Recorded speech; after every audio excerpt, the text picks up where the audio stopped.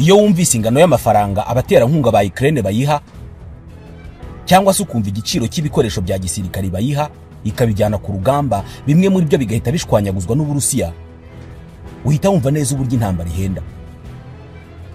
Ukraine uyu munsi ikeneye ubushobozi bwo kurasa imbere mu Burusiya kure, niko Perezida Volodymyr Zelensky yabwiye Leta Zunze Ubumwe za Amerika ndetse n'abagaba b'ingabo bo mu bihugu bitera inkunga Ukraine.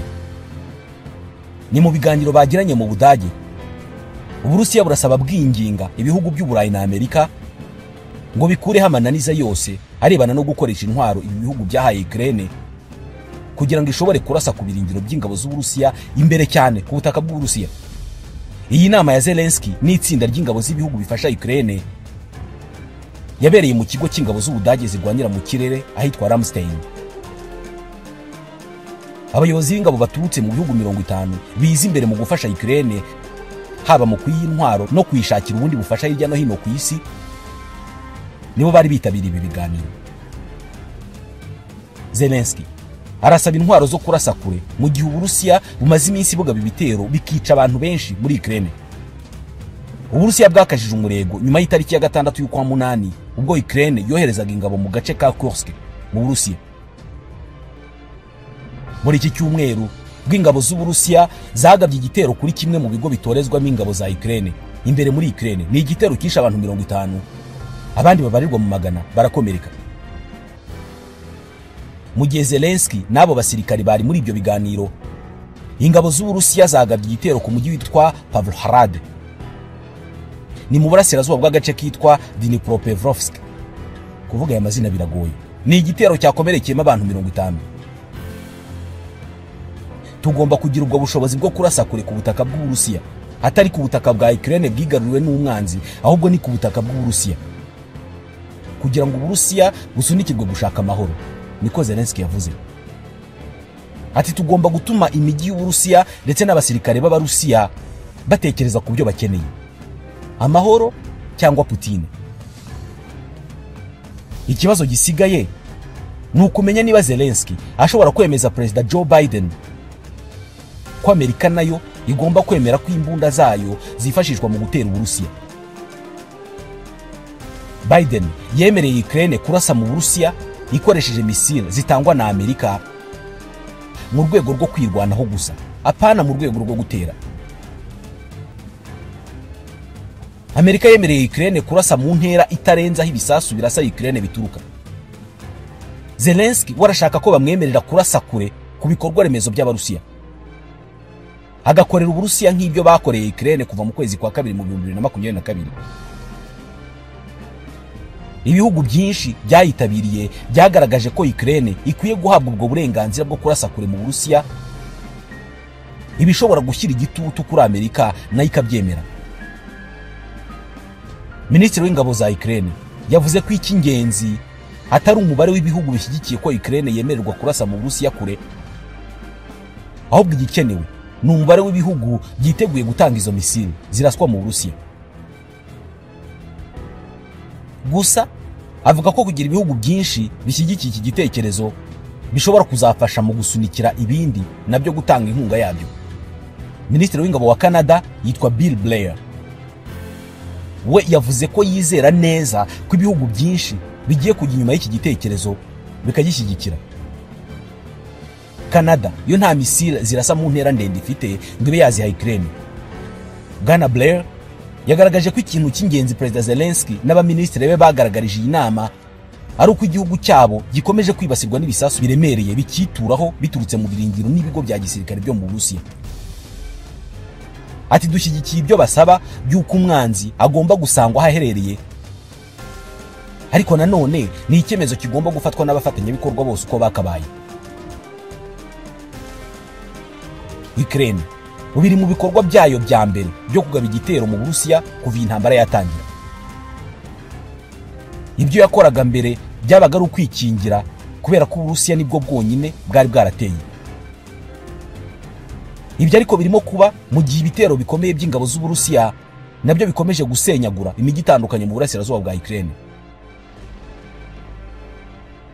Bwana Zelensky yanabwiye abaminisitiri ko igitero cya Ukraine mu karere ka Kursk mu Burusiya cyatumye bashobora gufata kilometero kari 1300 z'ubutaka bw'Uburusiya, kandi ngo bishe cyangwa se bakomeretsa abasirikare b'Abarusiya bagera ku 6,000, umubare munini cyane.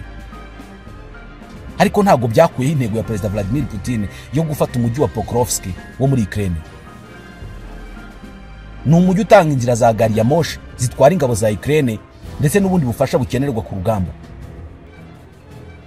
Gutakaza Pokrovsk bishobora gushyira mu kaga iyindi mijyi ya Ukraine.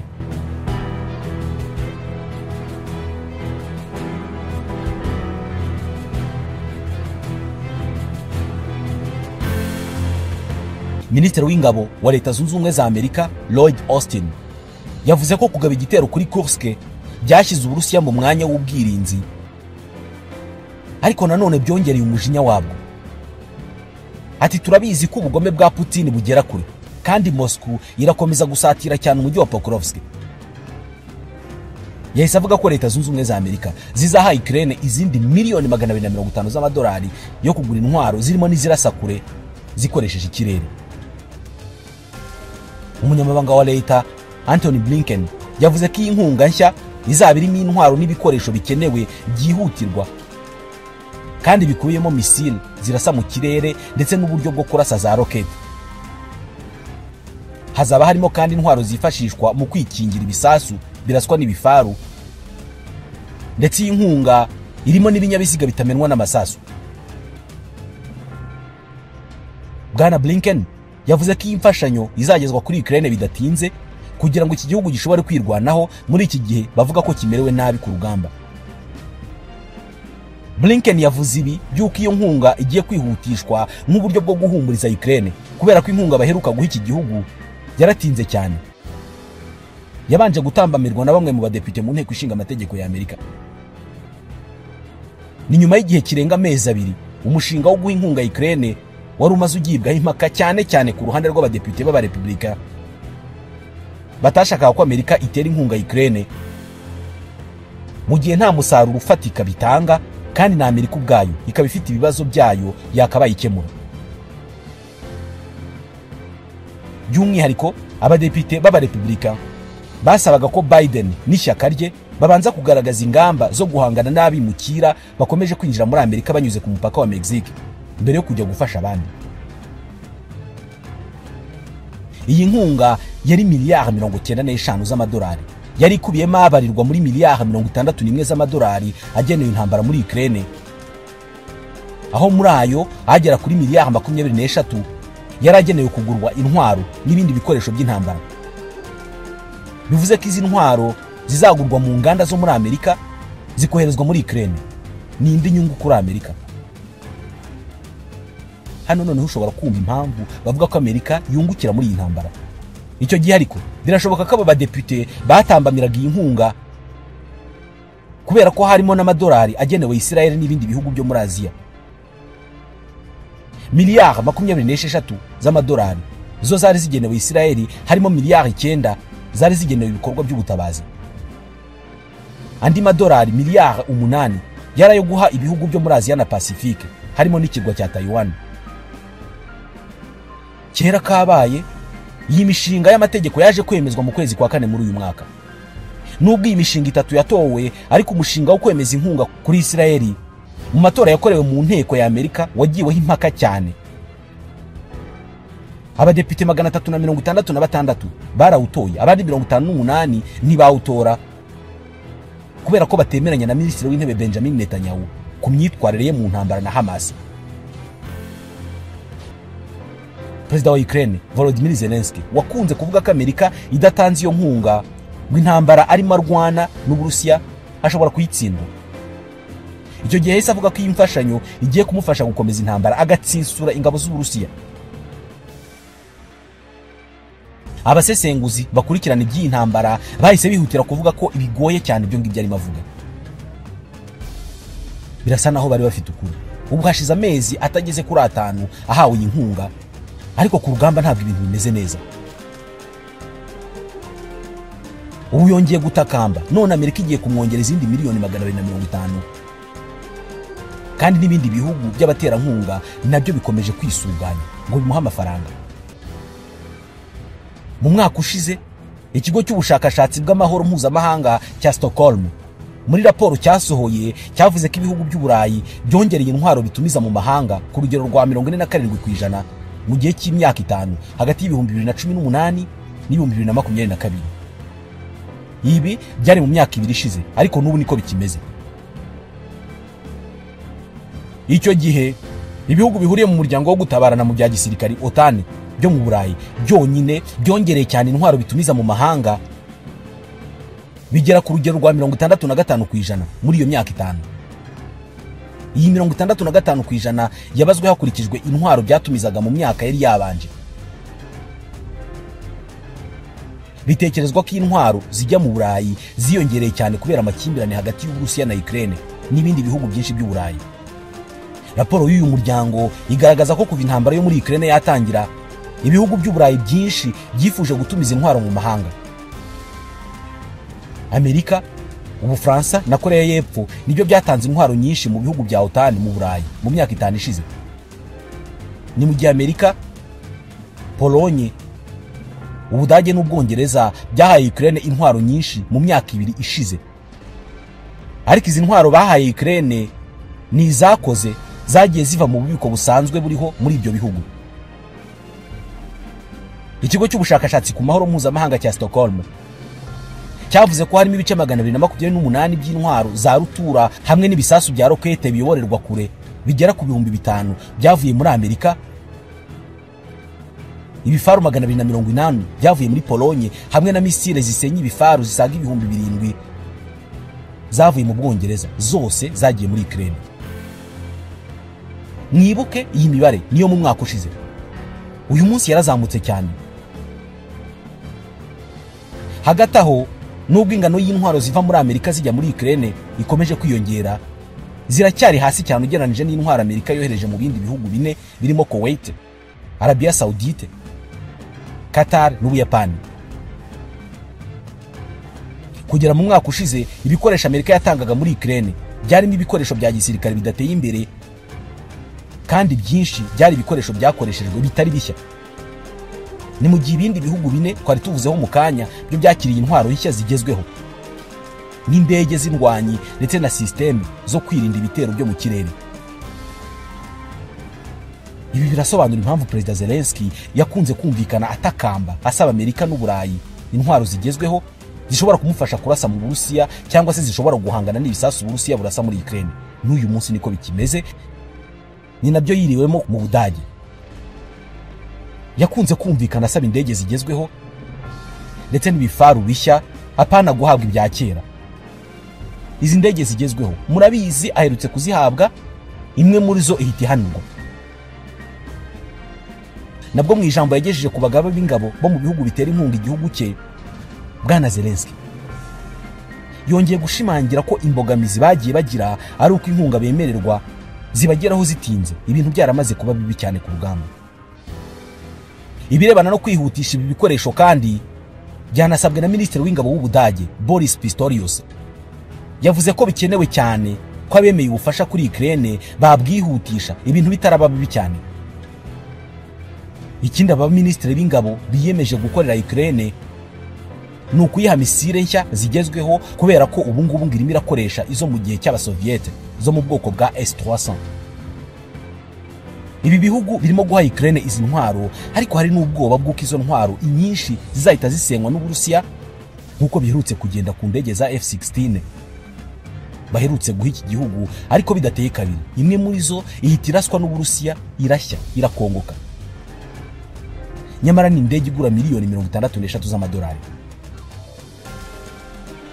Aya mafaranga yose ahabwa Ukraine n'ibi bikoresho bigurwa ibinyacumi bya miliyoni bihabwa Ukraine bigasenyuka bitamaze kabiri, biragaragaza ko intambara ari umushinga utabyara inyungu.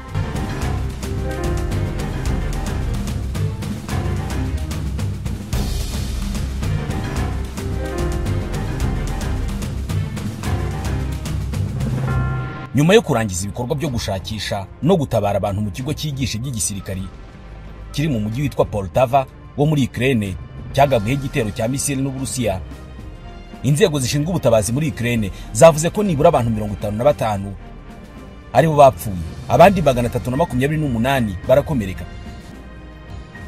Muri iyi minsi Uburusiya bwakajije ibitero mu burasirazuba bwa Ukraine. Ni nyuma yuko Ukraine nayo yagabye ibitero mu Burusiya mu gace ka Kursk hari ku itariki ya 6 y'ukwezi kwa munani. Aho mu Burusiya naho guverineri w'akarere ka Belgorod yitwa Vyacheslav Gladkov yavuze ko umusivili umwe yishwe n'igisasu cyatewe na Ukraine mu mujyi witwa Shebekino, ni mu karere gahana imbibi na Ukraine mu majyepfo. Birasa naho buri ruhande rurimo gukora ngo rubabaze urundi binyuze mu kurwicira abantu. Ingabo zirwanira mu kirere za Ukraine zavuze ko zarashe drone 60 muri 80 Uburusiya bwari bwohereje. Zavuze ko muri iryo raswa Uburusiya bwakoresheje kandi misile imwe ya balistike yitwa Iskander. Umugaba mukuru w'igisirikare cya Ukraine Oleksandr Sirski yabwiye CNN ko kwinjira kwa Ukraine mu karere ka Kursk gaherereye mu majyepfo y'uburasirazuba bw'Uburusiya ngo birimo kugera ku ntego, kandi ngo mu minsi 6 ishize Uburusiya ntabwo bwigeze bwigera imbere mu birindiro byabwo bikomeye biri mu burasirazuba bwa Ukraine. Ni amakuru anyomozwa n'Uburusiya akanashimangirwa n'imibare twatangiye tuvuga mu kanya. Mbere Perezida w'Uburusiya Vladimir Putin yari yavuze ko igitero cya Ukraine ku butaka bw'Uburusiya muri ka gace ka Kursk ngo cyananiwe guca intege Uburusiya mu karere ka Donbass mu burasirazuba bwa Ukraine, nyamara niyo ntego Ukraine yari ifite. Mu kugaba ibitero ku Burusiya, Ukraine yashakaga ko Uburusiya bwimura ingabo zabwo zikava mu turere twa Ukraine zikajya gutanga umusada imbere mu Burusiya. Vladimir Putin yavuze ko intego nyamukuru y'ibitero by'Uburusiya mu buryo bwuzuye ngo n'ukugenzura Donbass. Ukraine kandi yahagaritse gari ya moshi yari igiye kwimura abaturage mu mujyi witwa Pokrovsk, ni mu burasirazuba bwa Donetsk, mu gihe hari ubwoba bw'igitero cy'Uburusiya. Uyu mujyi nawo Uburusiya burashaka kuwigarurira.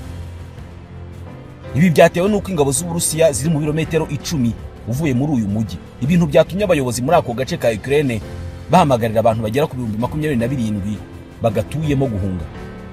Mu bijyanye na politiki na diplomasi, inteko ishinga amategeko ya Ukraine ku munsi w'ejo yemeje Andriy Sybiha nka minisitiri w'ububanyi n'amahanga mushya w'iki gihugu nyuma yo kwegura ku mirimo kwa Dmytro Kuleba wari usanzwe ari minisitiri w'ububanyi n'amahanga w'iki gihugu.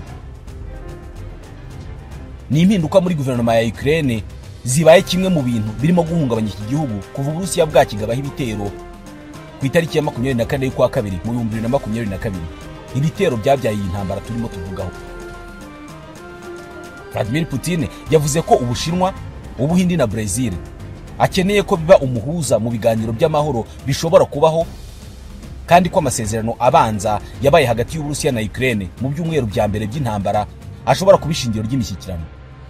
Kuri iyi nshuro noneho Perezida Putin arimo aravuga iby'imishyikirano.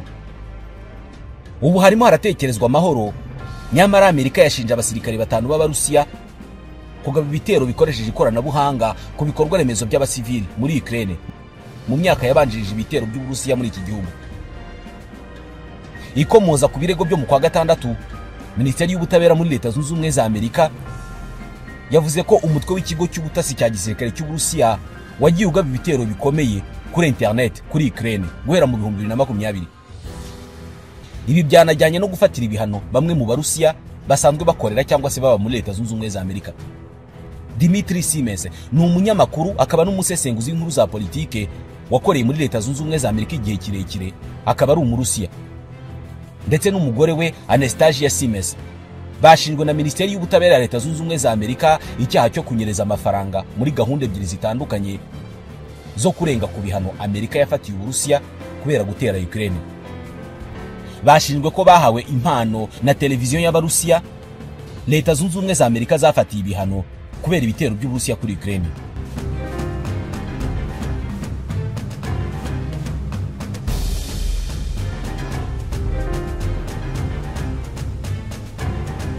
Naho mu bijyanye n'intwaro ho ikirimo kuvugwa cyane kuri iyi ntambara nuko guverinoma y'Ubwongereza yavuze ko igiye guha Ukraine misile 650 z'uburemere buke zifite agaciro ka miliyoni 162 z'amapaundi kugira ngo zifashishwe mu kurinda Ukraine indege zitagira abapilote cyangwa se drone z'Uburusiya ndetse n'ibisasu. Izi misile biteganyijwe ko zizatangwa mu mpera z'umwaka. Mu minsi yashize twabonye ikiguzi kibabaje cy'ibitero by'Uburusiya byibasiye umujyi wa Poltava na Lviv. Aya ni amagambo ya Minisitiri w'Ingabo w'Ubwongereza John Hill. Ati izi misile nshya tugiye guha Ukraine zakozwe n'Ubwongereza zikaba zigiye gufasha iki gihugu kurengera abaturage bacyo n'ibikorwa remezo kugira ngo byikingire ubugome bwa Putin. Niyo magambo ye. Umunyamabanga wa leta w'ingabo muri Leta Zunze Ubumwe za Amerika Lloyd Austin ndetse na General Brown, umuyobozi w'akanama k'abagaba bakuru b'ingabo, ku munsi w'ejo biriwe mu nama mu Budage. Ni itsinda rigizwe n'abayobozi b'ingabo baturutse mu bihugu birenga 50 bitera inkunga Ukraine muri iyi ntambara. Muri iyo nama Minisitiri w'Ingabo wa Leta Zunze Ubumwe za Amerika yavuze ko icyo bashyize imbere ari ubwirinzi bwo mu kirere kuri Ukraine,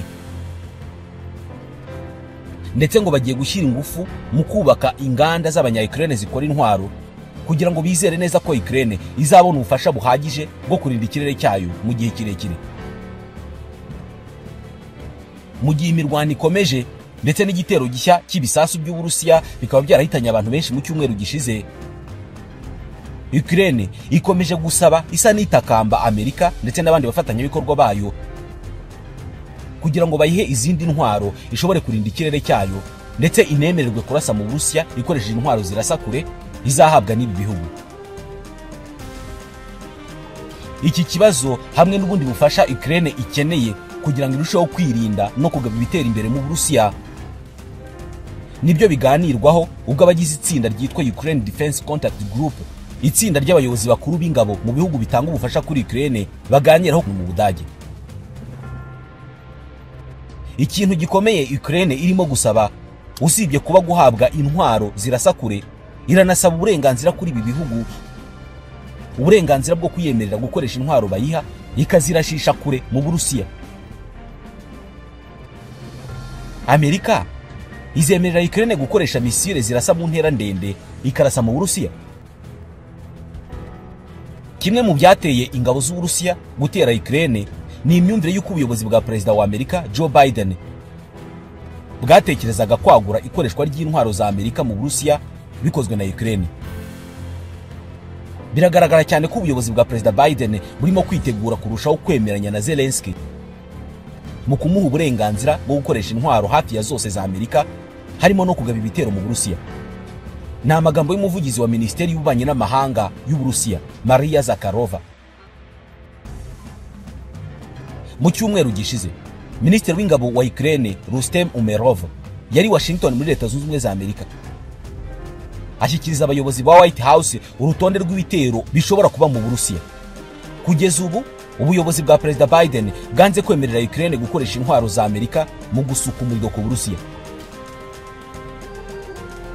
Mu cyumweru gishize hari ikigo gikora ubushakashatsi ku ntambara gikorera Washington cyagaragaje ko ubwoko 245 bw'ubufasha ari bwo bumaze guhabwa Ukraine.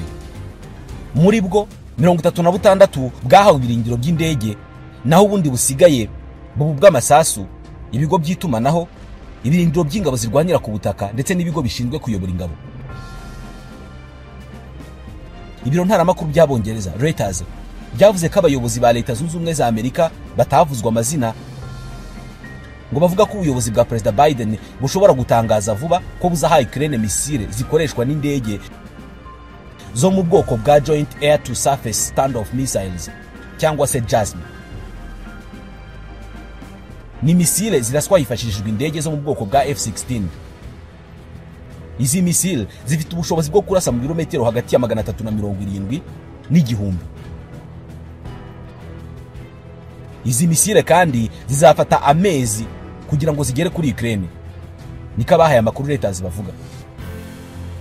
Minisiteri y'Ingabo y'Uburusiya iremeza ko yahanuye drone 15 za Ukraine ndetse na za misile mu turere 16 tw'Uburusiya. Misile zimwe zasaga nkaho zerekeje ku ruganda rutunganya petrol hanze ya Moscow ndetse no kuri station y'amashanyarazi yari ahitwa Kashira, ni mu birometero 90 mu majyepfo y'Uburasirazuba bwa Moscow. Umugaba mukuru w'ingabo za Ukraine avuga ko ibitero byagabwe ku Burusiya mu gace ka Kursk birimo kugera ku ntego zabyo. ni mu gihe Uburusiya ngo butakirimo kurenga umutaru mu rugamba rwo kwisubiza ubutaka abanya-Ukraine bigaruriye. Gusa ibi byose Uburusiya burabihakana. Uyu mugaba mukuru w'ingabo za Ukraine, Oleksandr Syrskyi, yakomoje ku mugambi wa Ukraine wo kwigarurira Kursk mu Burusiya. Avuga ko igitero kirimo kugera ku nsinzi kubera ko Uburusiya ngo bumaze iminsi 6 budatera intambwe n'imwe igana imbere. Ubaza umunsi ku wundi, uyu munsi huzuye ukwezi n'umunsi umwe Ukraine igabye igitero gitunguranye mu gace ka Kursk. Ivuga ko imaze kwigarurira kilometero kare 1300 z'ubutaka hamwe n'imidugudu myinshi.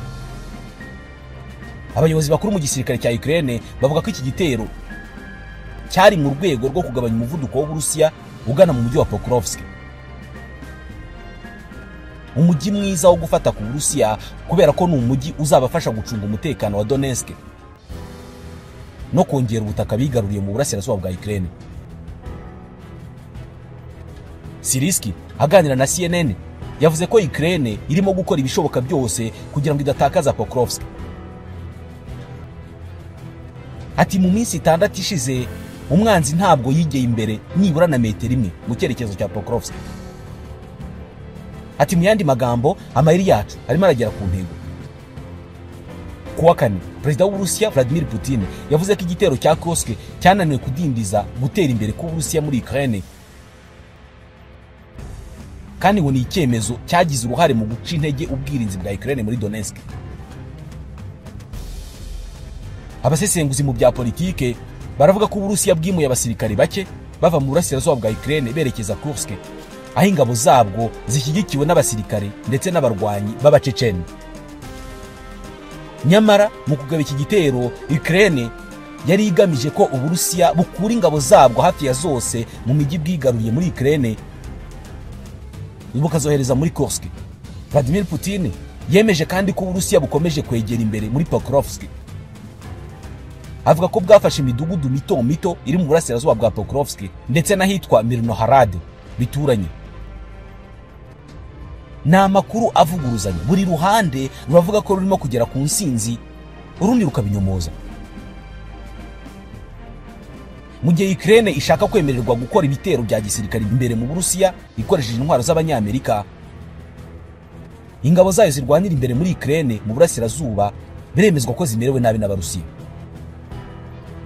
Uturere duhana imbibi n'Uburusiya twatangiye gushyiraho ingabo z'abakorerabushake kugira ngo barwanye igitero cya Ukraine kimaze ibyumweru 4 cyo kwigarurira agace k'Uburusiya ka Kursk.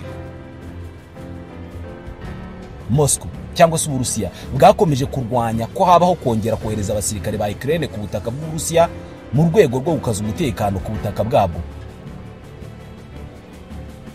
Guverineri wa Kursk yitwa Alexei Smirnov yari yavuze ko agiye gushyiraho ingabo z'abakorerabushake zirwanira Uburusiya muri ako gace. Ni mu gihe umuvugizi w'ingabo za Ukraine zirwanira mu gace ka Kharkiv. Wibuke Kharkiv niwo mujyi wa kabiri munini wa Ukraine. Uyu muguverineri yitwa Vitali Sarantsev avuga ko uturere twa Bryansk n'akitwa Belgorod ko mu Burusiya natwo turimo gukoresha abakorerabushake. Ibi ngo bisobanuye ko uturere 3 twose duhana imbibi na Ukraine turimo koherezwamo ingabo nyinshi ziganjemo iz'abakorerabushake mu rwego rwo kwirwanaho. Ibi bisobanuye ko Uburusiya butangiye kubura ingabo.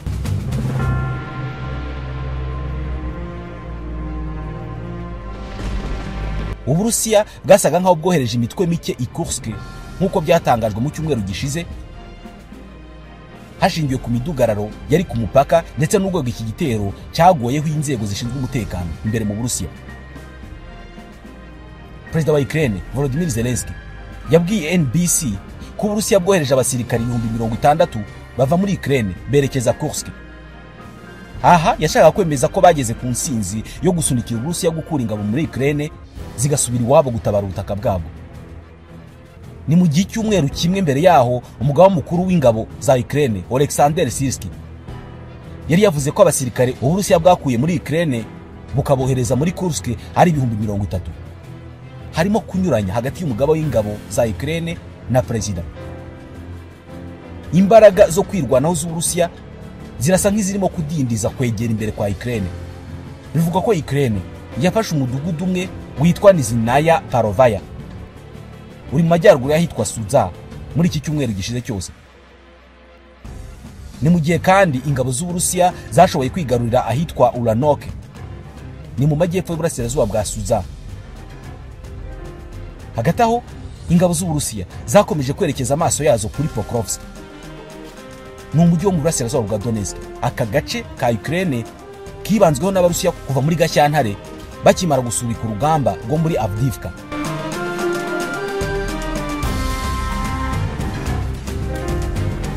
Ibirebana n'icyerekezo cy'iyi ntambara birakomeza kuzamo amayobera. Mbere y'itariki ya 6 y'ukwezi kwa munani ibintu byasaga n'ibigiye kujya mu buryo. Byarashobokaga cyane ko hashobora kubaho ibiganiro by'amahoro, aho Ukraine igabiye igitero muri Kursk imbere mu Burusiya. Ibintu byarahindutse. Uburusiya buvuga ko nta mahirwe agihari arebana n'ibiganiro by'amahoro. Gusa Perezida Vladimir Putin yumvikanye avuga ko ibiganiro by'amahoro bishoboka, ariko bigashingira ku byari byarigeze kuganirwaho iyi ntambara igitangira mu biganiro by'amahoro byabereye muri Turukiya. Ibyumvikanyweho muri ibyo biganiro bihakanwa na Perezida Zelensky uvuga ko ibyo bitazigera bishoboka. Uyu munsi biragoye ko ari we wese kuba yavuga icyerekezo cy'iyi ntambara.